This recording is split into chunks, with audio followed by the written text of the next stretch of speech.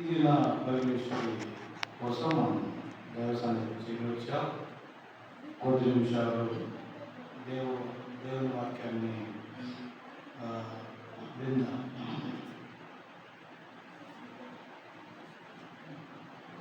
అపోస్తలుల కార్యముల గ్రంథం 3వ అధ్యాయము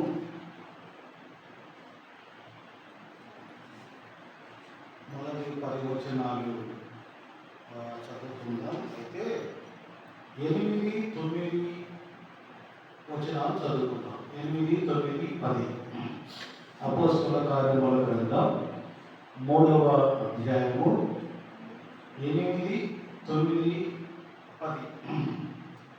వాడు దిక్కున లేచి బలము పొందెను. వాడు దిక్కున లేచి నడిచెను.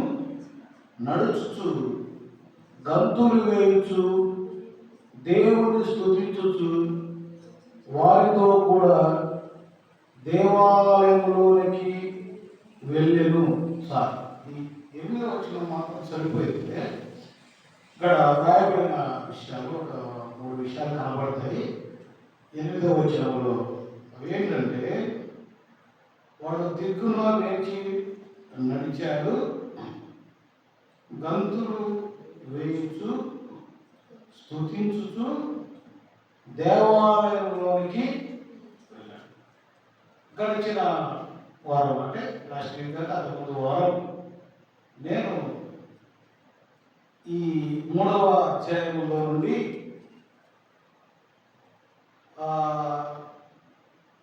5వ వచనంలో వాడు వారి యొద్ద ఏమైనా దొరుకులని కనిపెట్టుచు వారి యందు లక్ష్యముంచెను.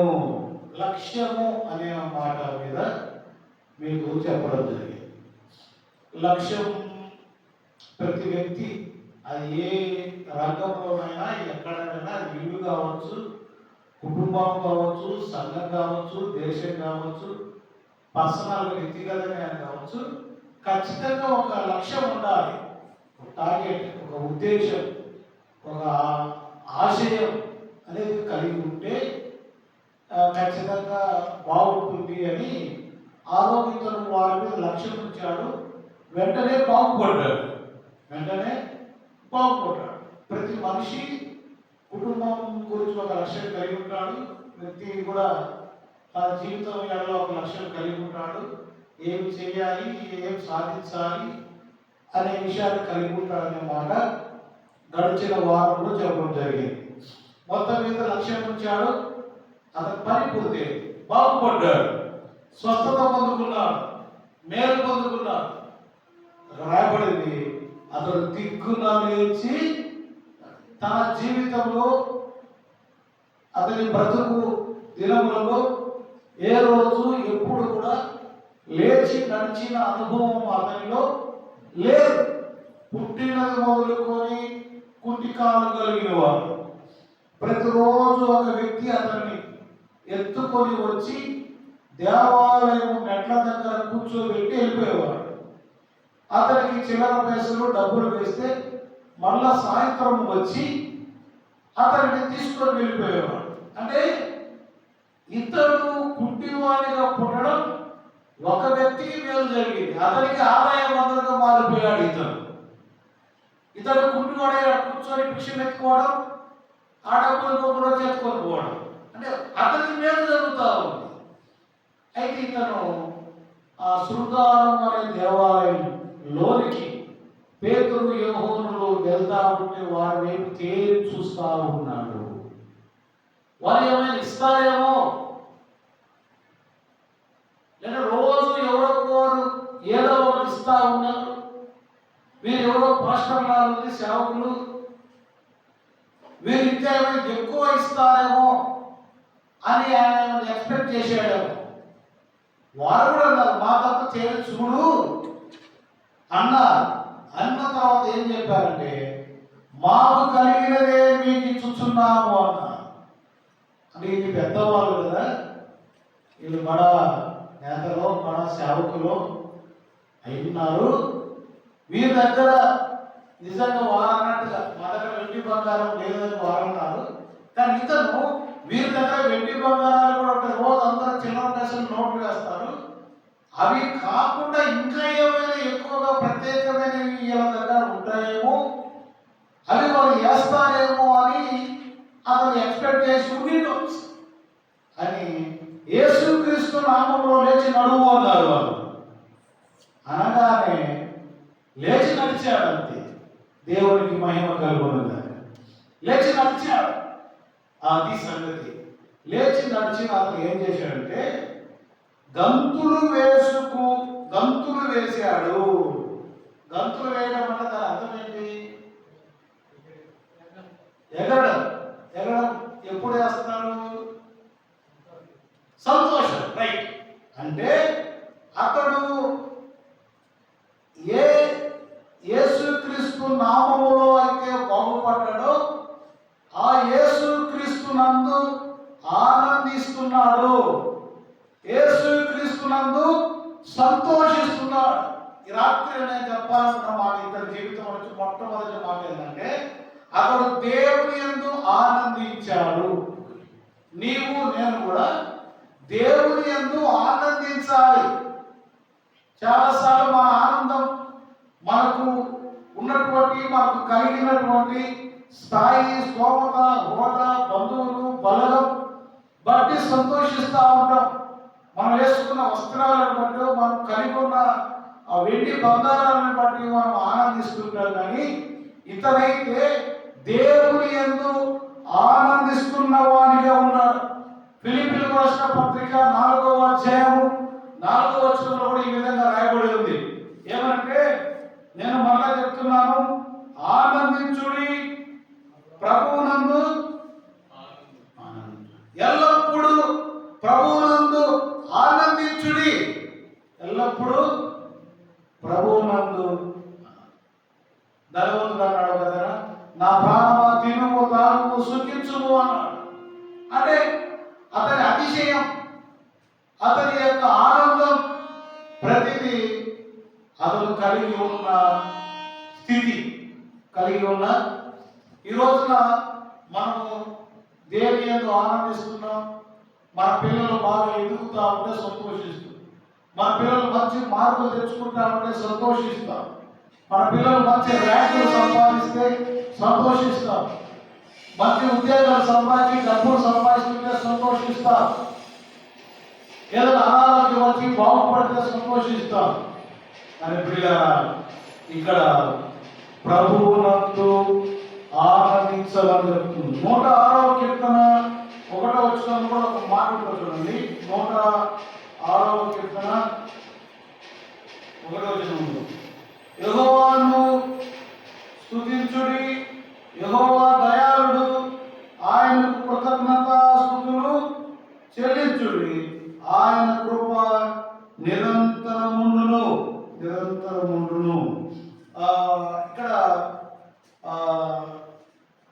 దేవుడు కూడా 4వ వచనంలో దేవుడు కూడా సంతోషిస్తున్నాడు. అదేమంటే 4వ వచనంలో, యెహోవా నీవు ఏర్పరచుకున్న వారి క్షేమము నేను చూస్తూ నీ జనులకు కలుగు సంతోషమును బట్టి నేను సంతోషించుచు నీ స్వాస్థ్యమైన వారితో కూడి కొనియాడినట్లు అన్నాడు.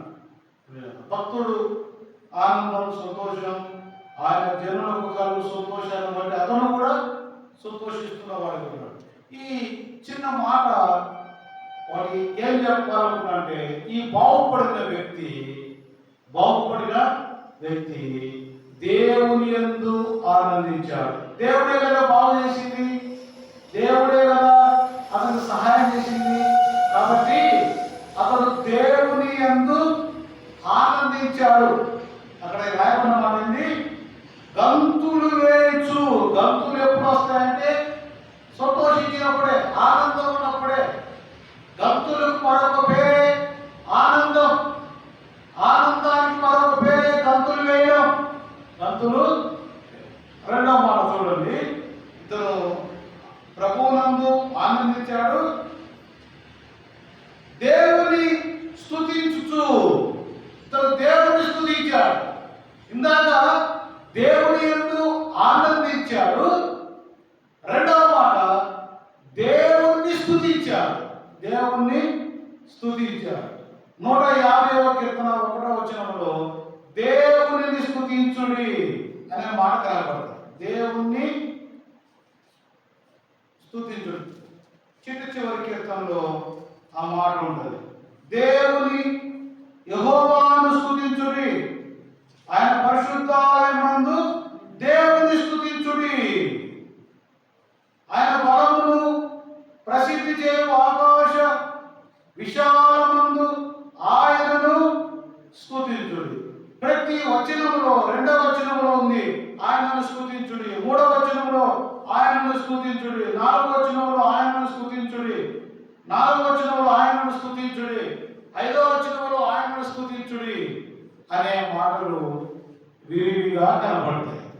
అంటే మానవుని ధర్మం ఏంటంటే బాగుంటేనే కాదు, బాగలేక కానీ ప్రస్తుతానికి ఇక్కడ ఇతను బాగుపడిన వ్యక్తి దేవునిని స్తుతిస్తున్నాడు. బైబిల్ గ్రంథంలో దేవునిని స్తుతించిన వారు చాలా మంది ఉన్నారు. దేవుని భక్తులు దేవుని స్తుతించారు, దేవుని భక్తులు కాని వారు కూడా దేవుని స్తుతించారు. షడ్రక్ మేషక్ అబేద్నెగోలో వారు దానియేలు గ్రంథం 2వ అధ్యాయం 28వ వచనంలో అగ్నిగుండంలో వేస్తే వారు కాలిపోకుండా ఉండడం రాజు చూసి వీరి దేవుడే నిజమైన దేవుడని, మీ దేవుడు స్తుతింపబడునుగాక అంటాడు దానియేలు గ్రంథం 2వ అధ్యాయంలో. అంటే నెబుకద్నెజర్ రాజు దేవుని స్తుతించాడు. సొలొమోను జ్ఞానాన్ని పరీక్షించాలని షేబా దేశపు రాణి వచ్చి చూసి, నేను ఇక్కడ విన్నదానికంటే 2 అంతలు ఎక్కువ చూశాను. మీ దేవుని మహిమ, నీ జ్ఞానము, నీ తెలివితేటలు, నీ అభివృద్ధి కాబట్టి ఈ దేవుడైన యెహోవా స్తుతింపబడునుగాక అన్నది. అంటే షేబా దేశపు రాణి దేవుని స్తుతించింది.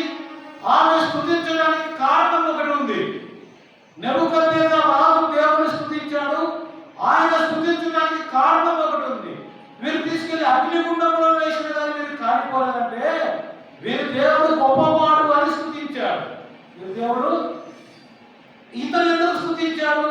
నేను పుట్టినది మొదలుకొని పుట్టివాడిని, నేను ఎప్పుడు లెక్కలేదు, నేను ఎప్పుడు నడవలేదు, కానీ ఇప్పుడు నడిచే కృప దేవుడు ఇచ్చాడు, నడిచే శక్తి ఇచ్చాడని అతడు దేవుణ్ణి స్తుతించాడు. ప్రియులారా, అతను స్తుతించాడు. 1వ రాజుల గ్రంథం 10వ అధ్యాయం 9వ వచనంలో షేబా దేశ వారి గురించి మనం వింటాం. దానియేలు గ్రంథంలో 2వ అధ్యాయంలో నెబుకద్నెజర్ రాజుగారు దేవుని స్తుతించడం మనం చూస్తాం. బైబిల్ గ్రంథంలో దావీదు మహారాజు అడుగడుగున దేవుని స్తుతించడం మనం చూస్తాం.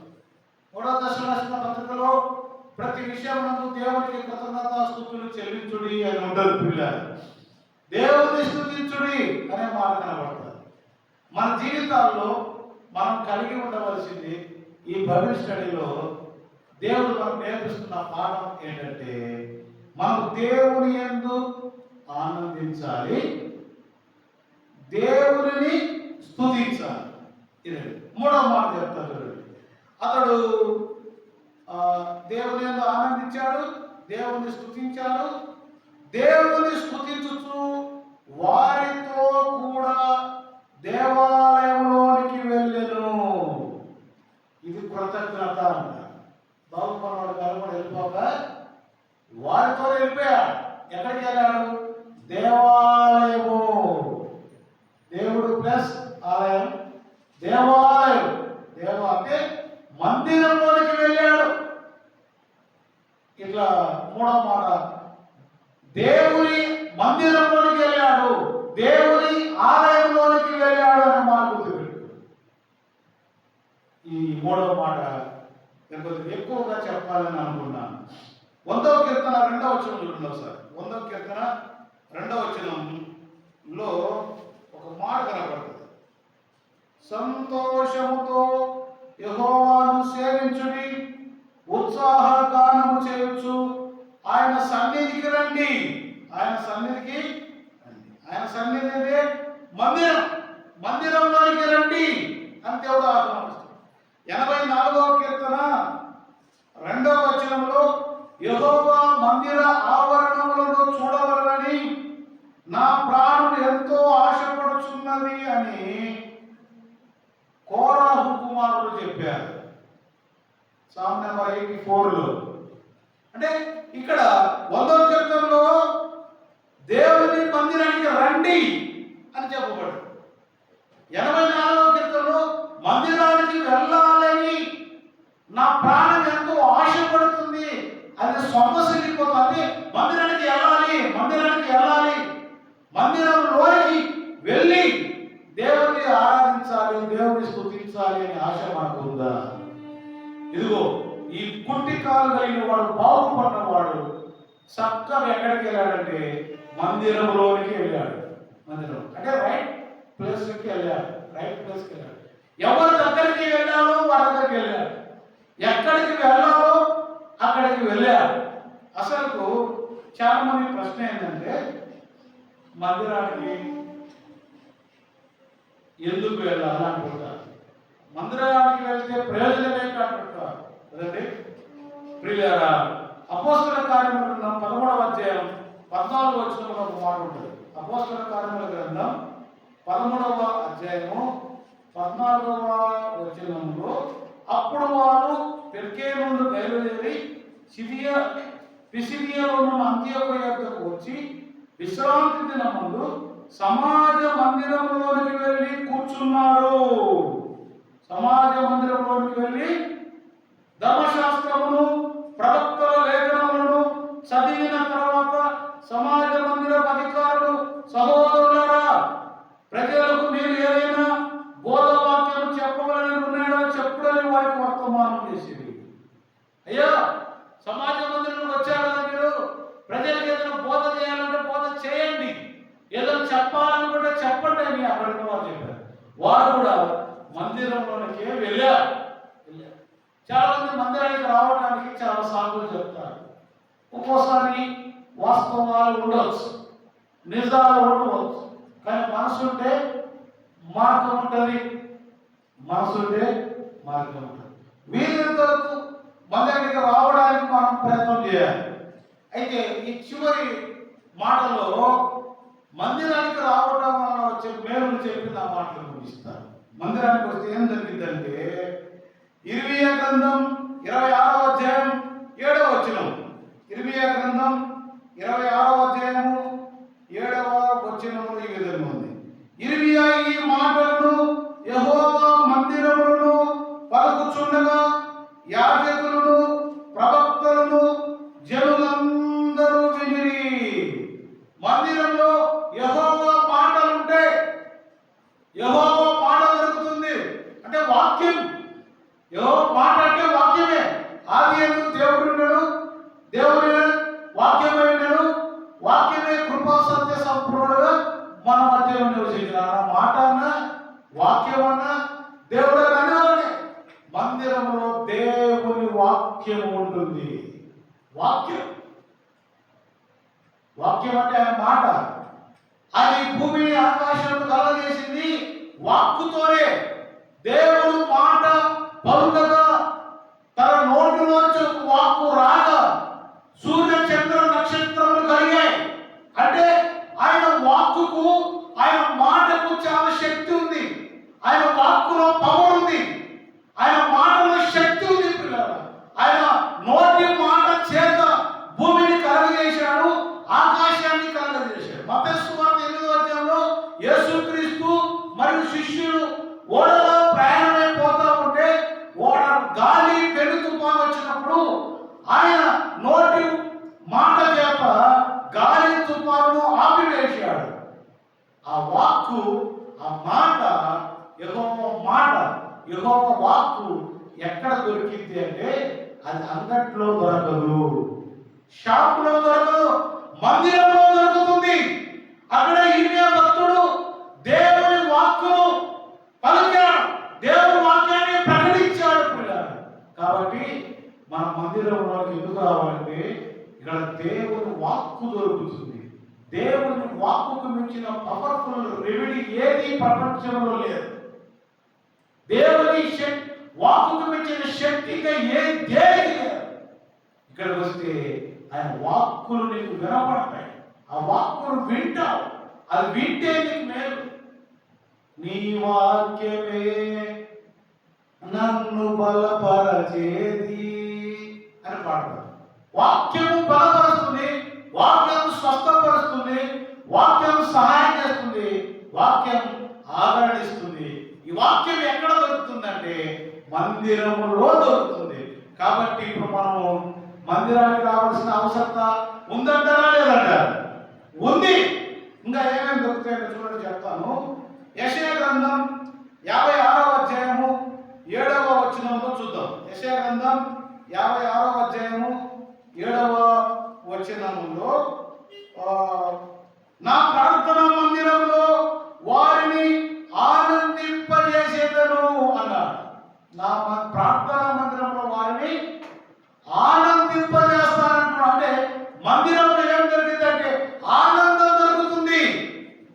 నీకు ఆనందం కావాలంటే మందిరానికి రావాల్సింది. ఇది థియాలజీ చెప్పే మాట. కానీ మందిరంలో బోర్ పడుతుంది బ్రదర్ అంటారు చాలా. మందిరంలో నిద్ర వస్తుంది బ్రదర్ అంటారు. మందిరంలో ఏదో సాగిపోతా ఉంటారు, వాళ్ళు కూర్చోబుద్ధి కాదు అంటారు. కానీ బైబిల్ బోధించేది ఏంటంటే మందిరంలో ఆనందం దొరుకుతుంది. ఒక మాట చెప్తా చూడండి. 118వ కీర్తన 26వ వచనంలో ఒక మాట. 118వ కీర్తన 26వ వచనం. 118వ కీర్తన 6వ వచనం, 26వ వచనం. 118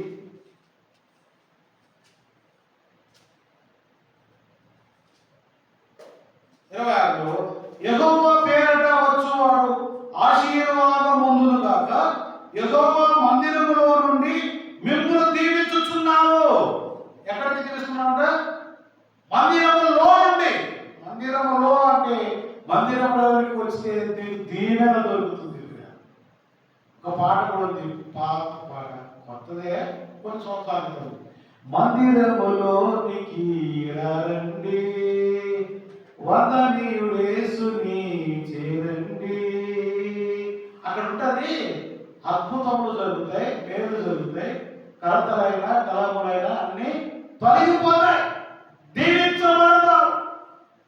ప్రియులారా, ఇదిగో ఈ పుట్టిన మొదలుకొని గుట్టికాలు కలిగిన వాడు యేసుక్రీస్తు నామములో శక్తి పొంది బలం పొందుకొని లేచి నడిచిన తర్వాత అతడు చేసిన పని ఏంటంటే చక్కగా మందిరంలోకి వెళ్ళిపోయాడు.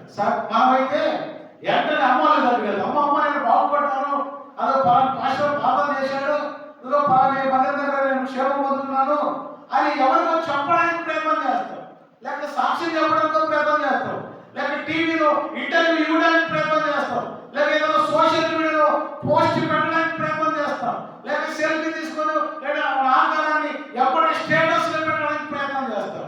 కానీ అతను సెల్ఫీ దిగలేదు, స్టేటస్ పెట్టలేదు, అమ్మ వాళ్ళ కాడికి వెళ్ళలేదు, ఎక్కడికి వెళ్ళలేదు.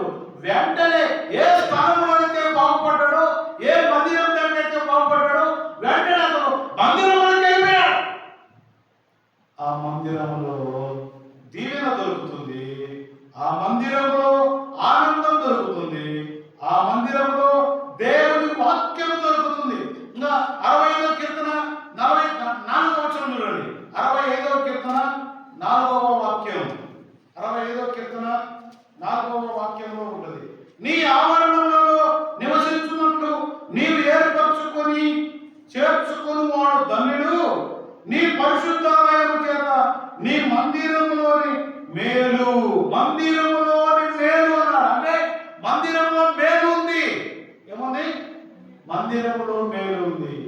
ఆ మేలు చేత తృప్తి పొందేదము అన్నాడు. మేలు చేత తృప్తి పొందేదము అన్నాడు.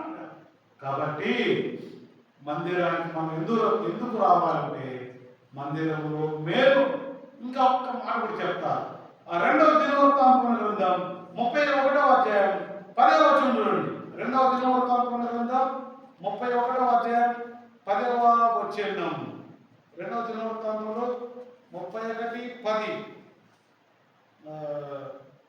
యెహోవా మందిరంలోనికి జనులు కానుకలు తెచ్చుట మొదలుపెట్టినప్పటి నుండి మేము సమృద్ధిగా భోజనం చేసి చాలా మిగులుచున్నది.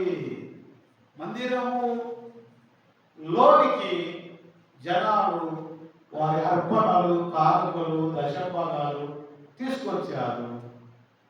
తీసుకురావడం ద్వారా వారిలో సమృద్ధి కలిగి ఉంటారు. నీకు సమృద్ధి కలగాలంటే నీకు కలిగినది మందిరంలోకి తీసుకురాగలిగి అంటే నువ్వు వస్తావు. ఓకే, వాళ్ళు వచ్చారు, అనేకులు వచ్చారు మందిరంలోకి. వీరు రావడమే మాత్రమే కాదు, వస్తూ వారి అర్పణలు కూడా పట్టుకొచ్చారు. అది చేయడం ద్వారా వారికి సమృద్ధి దొరికిందంట. ఈ మాట చెప్పడానికి నేను ఇష్టపడ్డాను. యాక్చువల్గా ఇక దాటి ఆ తర్వాత 11వ వచనం నుంచి వేరే ప్యాసేజ్ చెప్దామని ఆలోచన చేశాను. కానీ అతను బాగుపడిన తర్వాత ఏం చేశాడు? చాలా మంచి లెసన్ మనకు. ఎందుకంటే మనం లూకాసు వార్త 17వ అధ్యాయం 18వ వచనం కూడా మనం చూస్తాం అన్నమాట. 10 మంది కుష్ఠరోగులు బాగుపడితే దేవుని దగ్గరికి తిరిగి వచ్చింది ఒకడే. వాడే కృతజ్ఞత కలిగిన వాడు. అతడే కృతజ్ఞత. ఇతడు కూడా కృతజ్ఞత లేనివాడు కాదు. మనం కృతజ్ఞత కలిగిన వారిగా ఉంటున్నామా, కృతజ్ఞత లేని వారిగా ఉంటున్నామా? మనం పరిశీలించుకోవాలి. ఇదిగో ఇతడికి నిన్నటిదాకా ఇప్పటి వరకు కుంటివాడే, అడుక్కునేవాడే, భిక్ష పెట్టుకునేవాడే, ఎవరో తల పావలాతో ఇచ్చే బతికిన వాడే, కానీ కృతజ్ఞత కలిగిన వాడు. ఈరోజు మనం కృతజ్ఞత కలిగి ఉంటున్నామా, కృతజ్ఞత లేకుండా జీవిస్తున్నామా? మనల్ని మనము పరిశీలించుకోవలసిన వారమై ఉన్నాం. ఇతను 23వ కీర్తనలో కూడా ఒక మాట ఉంటుంది. 23వ కీర్తన 6వ వచనము ఏదో ఉందో చూడండి ఒకసారి. 23:6లో నేను బ్రతుకు దినములన్నీ కృపాక్షేమములే నా వెంట వచ్చును, చిరకాలం యెహోవా మందిరంలో నివాసం చేస్తా. మందిరంలోనే ఉంటా, మందిరంలోనే ఉండి, మందిరంలోనే పెద్దవాడై, మందిరంలోనే ప్రవక్తగా మారి, మందిరంలోనే యాజకత్వం చేసిన సేవకుడున్నాడు. ఎవడు? సమయం. చిన్ననాటిని మొదలుకొని బాలుడైనప్పటి నుండి అతను పెద్దవాడైనంత వరకు మందిరంలోనే పెరిగాడు, మందిరంలోనే నివాసం చేశాడు. అలానే మందిరంలో మనం నివాసం చేయడానికి సహవాసం చేయడం. ఈ రాత్రి మందిరంలోనికి రావడం ద్వారా వచ్చే మేలులు మీ దృష్టికి తీసుకురావడానికి ప్రయత్నం చేశాను. అతను జీవితంలో అతను చేసిన పని ఏంటి? 3 విషయాలు. అతను 1, దేవుని యందు ఆనందించాడు. 1, 2, దేవుని స్తుతించాడు. 3, దేవుని మందిరంలోనికి వచ్చాడు. అంతే, ఈ 3 విషయాలు. ఈ 3 మనలో ఉన్నాయా? ఏమి ఎప్పటి నుంచో ఉన్నాయి లేదా మనం అంటున్నారు. ఎస్, ఉన్నాయి. అయితే రాని వారికి, ఇంకా సరి చేసుకోవాల్సిన వారు, ఇంకా తెలుసుకోవలసిన వారు, ఇంకా లోపం కలిగి ఉంటే ఇదిగో ఈ కుట్టి తనలోని బాగుపడిన వ్యక్తుల్లో నుంచి మనం నేర్చుకోవలసిన మాటలు.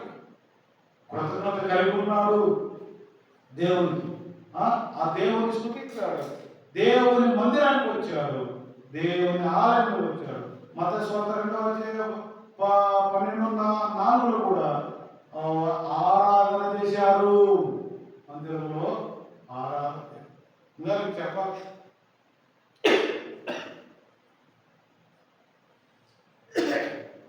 సొలొమోను రాజు మందిరం కట్టినప్పుడు వాళ్ళు ప్రతిష్ఠించే టైంలో అక్కడ వాళ్ళు మందిరంలోకి వచ్చి దేవుని పాటలు పాడారు.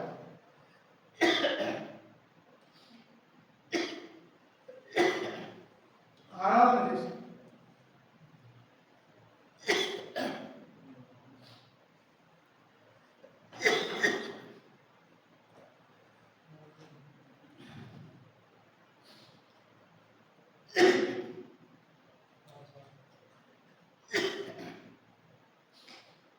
మందిరంలో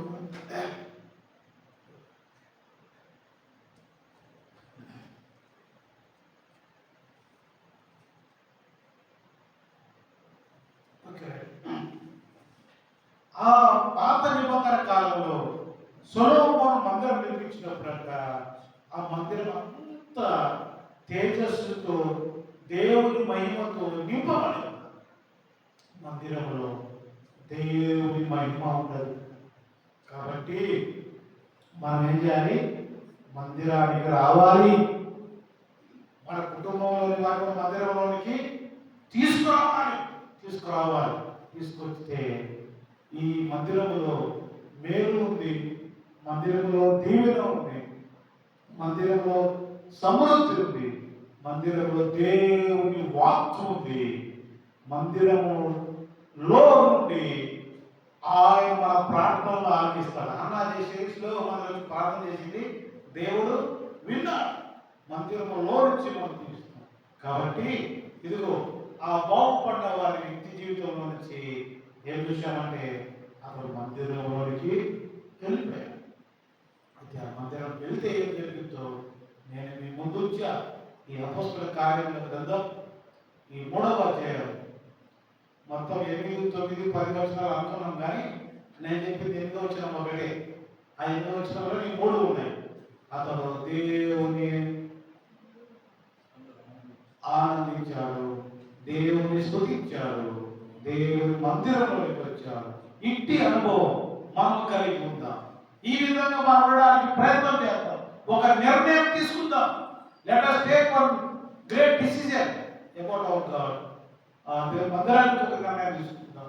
మా జీవితంలో ఏదేమైనా మేము మా మందిరమును విడిచిపెట్టము అని బైబిల్లో వస్తారు. కష్టమైన, నష్టమైన, ఇరుకైన, ఇబ్బంది అయినా మేము మా మందిరమును విడిచిపెట్టాం, మందిరానికి వస్తాం. ఆ నిర్ణయం మన కుటుంబాలన్నీ కలిసి ఒక నిర్ణయం తీసుకుంటే ఈ మందిరం ఫుల్ అయిపోతుంది. కాబట్టి ఆ విధంగా ఉండడానికి దేవుడు సహాయం చేయడం కాక మనం మంచి నిర్ణయం తీసుకొని మంచి ఆలోచన చేసి ఇది అందరి వల్లే మన ముందు సాగిపోవడానికి దేవుడు తన కృప మనకు అనుగ్రహించడం కాక సమయాన్ని సేవకులకు అప్పగిస్తున్నాం.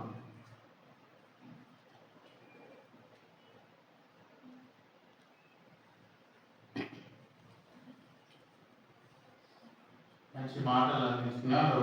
సంఘం తరఫున మరి బైబిల్ స్టడీలో అపోస్తల కార్యంలో మనం ధ్యానం చేస్తున్నాం. మరి అపోస్తల కార్యంలో 3వ అధ్యాయం నుంచి మరి బాగుపడిన వాడు దేవుని ఆనందించాడు, దేవుని స్తుతించాడు, దేవుని ఆలయంలోనికి వెళ్ళాడు. దేవుని ఆలయంలో దేవుని వాక్యం ఉంది, ఆనందం ఉంది, దీవెన ఉంది, మేలు ఉంది, సమృద్ధి, సహవాసం, ఆరాధన, దేవుని మహిమ, ఇవన్నీ దేవుని మందిరంలో దేవుని ఆలయంలో దొరుకుతాయి. కనుక ఈరోజు మనం ఒక తీర్మానం చేసుకున్నాం, దేవుని మందిరంలో నేను కనిపిస్తాను.